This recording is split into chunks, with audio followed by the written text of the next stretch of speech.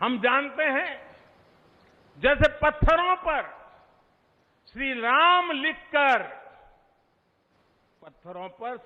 लिखकर राम सेतु बनाया गया, वैसे ही घर घर से, गांव गांव से श्रद्धापूर्वक पूजी शिलाएं यहां ऊर्जा का स्रोत बन गई है। देश भर के धामों और मंदिरों से लाई गई मिट्टी और नदियों का पवित्र जल वहां के लोगों की, वहां की संस्कृति और वहां की भावनाएं आज यहां की एक अमोघ शक्ति बन गई है। वाकई ये न भूतो न भविष्यति है।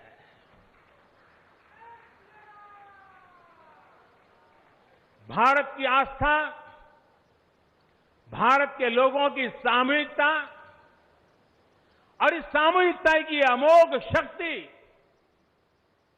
पूरी दुनिया के लिए अध्ययन का विषय है, शोध का विषय है।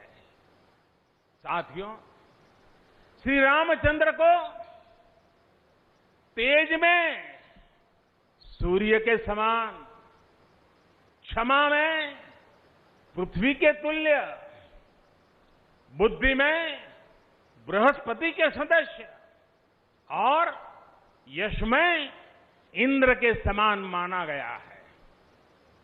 श्री राम का चरित्र सबसे अधिक जिस केंद्र बिंदु पर घूमता है वो है सत्य पर अड़िग रहना।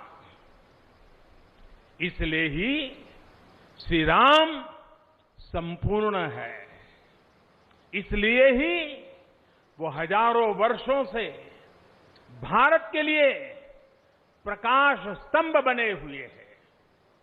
श्री राम ने सामाजिक समरसता को अपने शासन की आधारशिला बनाया था। उन्होंने गुरु वशिष्ठ से ज्ञान, केवट से प्रेम, सबरी से मातृत्व, हनुमान जी एवं वनवासी बंधुओं से सहयोग और प्रजा से विश्वास प्राप्त किया। यहां तक कि एक गिलहरी की महत्ता को भी उन्होंने सहर्ष स्वीकार किया। उनका अद्भुत व्यक्तित्व, उनकी वीरता, उनकी उदारता, उनकी सत्यनिष्ठा, उनकी निर्भीकता, उनका धैर्य, उनकी दृढ़ता, उनकी दार्शनिक दृष्टि युगों युगों तक प्रेरित करते रहेंगे।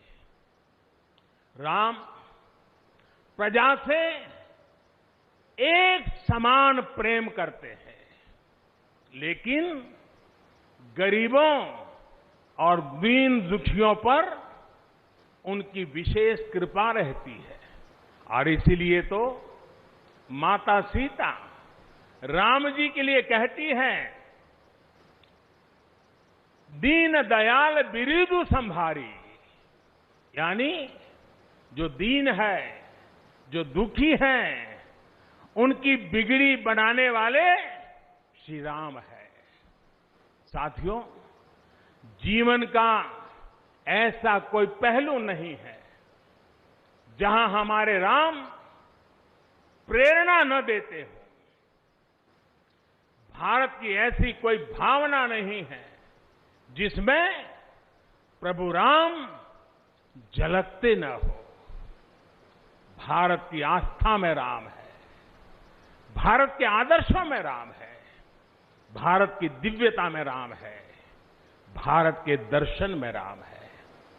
हजारों साल पहले वाल्मीकि रामायण, जो राम प्राचीन भारत का प्रदर्शन कर रहे थे, जो राम मध्य युग में तुलसी, कबीर और नानक के जरिए भारत को बल दे रहे थे, वही राम आजादी की लड़ाई के समय बापू के भजनों में अहिंसा और सत्याग्रह के शक्ति बनकर मौजूद थे।